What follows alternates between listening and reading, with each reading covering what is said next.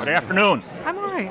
The meeting of the Economic Disparities Working Group will come to order. Peterson and Stephanie Menning want to testify together, so if they can come forward.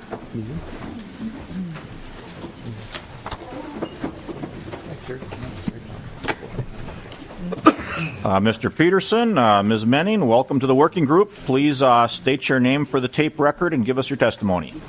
Thank you, Chair. My name is Stephanie Menning. I am the Executive Director of the Minnesota Utility Contractors Association.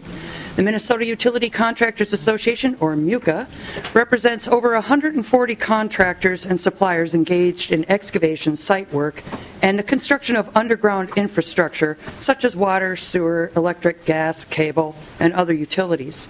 These are critical services necessary for everyday life that are often taken for granted until Minnesota residents can't flush their toilets, get a glass of clean water to drink, or take a hot shower. I also serve on the Minnesota Department of Transportation's Disadvantaged Business Enterprise and Workforce Collaborative Leadership Team, and the Collaborative's Workforce Development Committee. In my opinion, the solution to addressing disparities lies in the development of quality candidates for good-paying, long-term careers in any industry. Chairs Knobloch and Champion, members of the working group, I am here today as a passionate advocate for equity in workforce and economic development. I will lay the groundwork first, pun intended, by outlining the utility construction industry's challenges in workforce development, and then I'll share one solution we are supporting to help our members and our communities fix the gap in disparities by providing an opportunity for long-term viable careers. In my role as Executive Director, my job is to listen to MUCA members, understand their challenges, and work to solve their problems.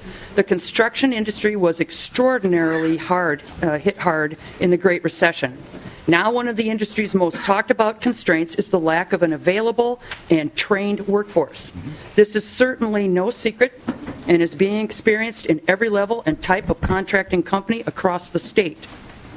From operations executives to project managers to estimators to field superintendents to craft workers, many have left the industry and it takes time to replace them. For MUCA members in particular, excavation work also has the distinction of a 112% higher fatality rate than general construction. It is very difficult, technical, and dirty work. Compounding this issue is an aging and changing workforce with skill sets that are not as common as 20 years ago.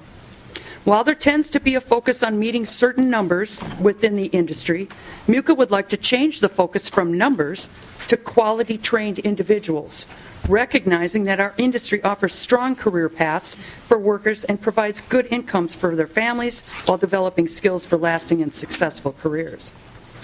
Without this focus, the industry is letting itself down, as well as the workforce that the entire state will be dependent on in years coming. By developing and providing quality skills and opportunities to develop a strong career path, we assure that the workforce is stable and growing. One major issue that we are facing now in our industry is the availability of quality trained workers. Unfortunately, it is not a pool, it is a puddle. And all the recruitment efforts industry continues to make doesn't work in attracting them. It may be because they lack the necessary information or support or path forward, or they simply don't want to be in this industry. If you're recruiting from an unqualified puddle, then retention is also highly unlikely due to incongruent expectations between the employee and the employer. To be successful, we need to focus on increasing the pool of quality trained candidates.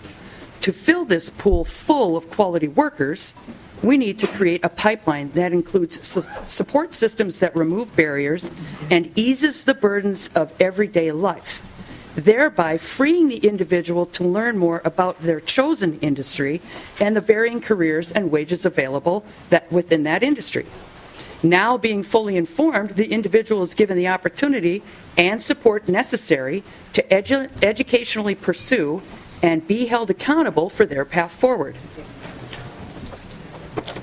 Now they are determining their legacy, and that's what we're going to talk about, the Legacy I-3 program. And nothing is more powerful than esteem and self-actualization of a human who has reached the top of Maslow's hierarchy. It requires an organized effort among industry, community-based organizations, and educational institutions. I'm a master networker, and in an effort to solve this industry's workforce development and diversity challenges, I contacted Bruce Peterson a year ago. He will introduce himself and share more about the Legacy I-3 initiative we are here promoting today as a solution to Minnesota's workforce and economic disparities. You have before you an invitation to a workforce development seminar that MUCA is hosting on February 17th. We encourage you to attend to learn more about the Legacy I-3 program. Thank you for your time. Here's Bruce. Okay, thank you, Ms. Menning. Mr. Peterson. Chair Knobloch and Champion and senators and representatives who have endured a fairly long day here in this room. So I understand it's cold outside, but certainly not in here. So I'm here today as the director of the Minnesota Energy Center. The Minnesota Energy Center is one of the centers of excellence funded by Minnesota State colleges and universities. And my group represents all of the energy programming that goes on across the state in our MINSCU institutions. The strategic plan for our center has two foundation goals that are appropriate to the objectives of this working group. Our goals to prepare a skilled group of graduates ready to enter the workforce of the utility and energy industry, and to broaden the diversity of those skilled candidates, are likely reflective of most organizations. This issue is a growing concern in most every industry. It is well known that the technician level positions in the utility industry across our state are beyond Minnesota are over 90% white male. And this problem has existed for years. This is on a national scale as well. While our utility members have attempted many strategies to address this issue, the reality is these efforts have resulted in minimal change to the existing workforce. So the Minnesota Energy Center, to address this, has partnered with a program that is operating in the urban core of Phoenix, Arizona. Arizona's diversity issue is a bit less than ours, about 80% white male, but no less critical to them and their future workforce development. So our first challenge is to elevate the visibility of these industries and the excellent opportunities for jobs and careers that exist, along with the growing need for technicians as we baby boomers continue to retire from the workforce. Second, through our work with the Legacy program, we recognize there are many barriers to learning readiness for our young people today. In working with the Legacy I-3 program in Phoenix, we have found a model that is designed to coordinate those services that make learning attainable. As a result, these young students are able to make sound choices about career opportunities and are ready to step into education that develops the needed technical skills and moves them forward to the quality jobs of their individual futures. Third, once we create the awareness, we need to deal with the issues of accessibility to training and employment. We recognize there are many barriers that keep people from choosing the educational programs that will prepare them for these careers. We're working on partnerships to bring training opportunities to the urban core, where these potential students are. The Legacy program is designed as an after-school and weekend program outside of the normal school day. Students participate in weekly workshops that focus on character development, financial literacy, personal health and wellness, college and career readiness, and workplace and employability skills readiness. As we engage our appropriate industry partners, industry training and certification will be introduced into the program as it's necessary. The program relies heavily on industry partners who serve as ambassadors to the students, sharing their personal stories with the students and helping guide them to be ready for their career opportunities when they complete high school and enter college or go directly into workforce positions.